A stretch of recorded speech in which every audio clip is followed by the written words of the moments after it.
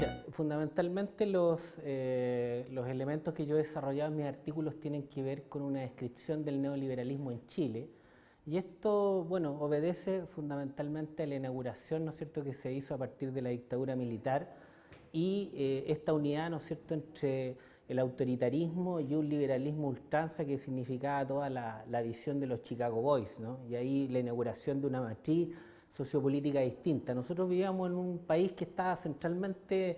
planteado de otra forma, ¿no es cierto?, una concepción de Estado que era industrial, que industrializaba el país, y por tanto ahí se creaba una clase obrera, se creaban toda una serie de mecanismos, ¿no es cierto?, que hacían que la dinámica política fuera distinta. Justamente lo que hace la dictadura es establecer una contrarrevolución, ¿no es cierto?, y de esa perspectiva desarrollar una matriz que ha sido única en el mundo de alguna forma, porque justamente el neoliberalismo se explica como una forma de acumulación capitalista a ultranza, donde no existen barreras, donde no existe ningún tipo de proteccionismo, ¿no es cierto?, donde se liberan todas las barreras y por tanto el capital puede adueñarse vía ISAPRES, vía FP, vía distintas digamos, dinámicas de intervención sobre la vida laboral de los chilenos, de mayores posibilidades de acumulación de capital.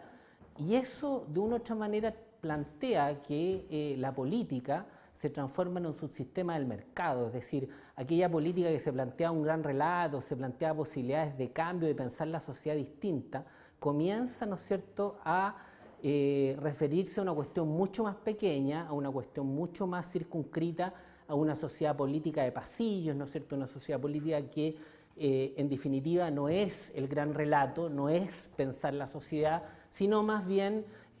cómo nos vamos colocando en las dinámicas de poder y manteniéndonos en el establishment. Por tanto, ahí, ¿no es cierto?, viene una crítica fundamental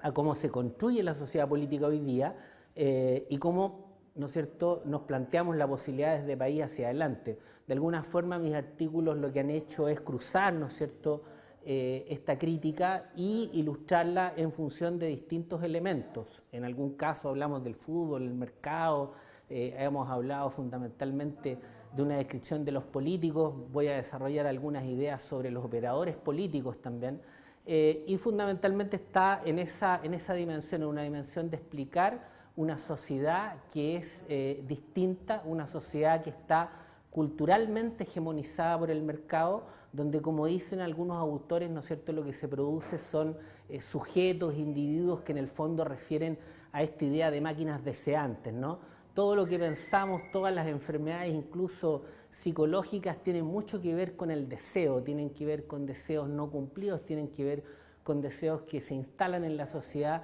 y que de alguna manera transversalizan una forma de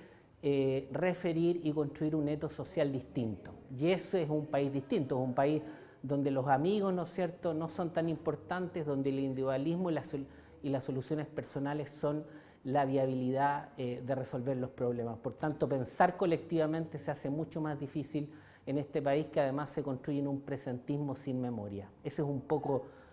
lo que yo he desarrollado en mis artículos, que tiene que ver con una crítica muy fuerte a esta concepción hayekiana, ¿no es cierto?, neoliberal, que impera y hegemoniza nuestra sociedad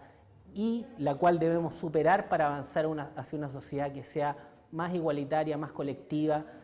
donde prime el interés público y no el interés de los grandes capitales, que son los que concentran el país.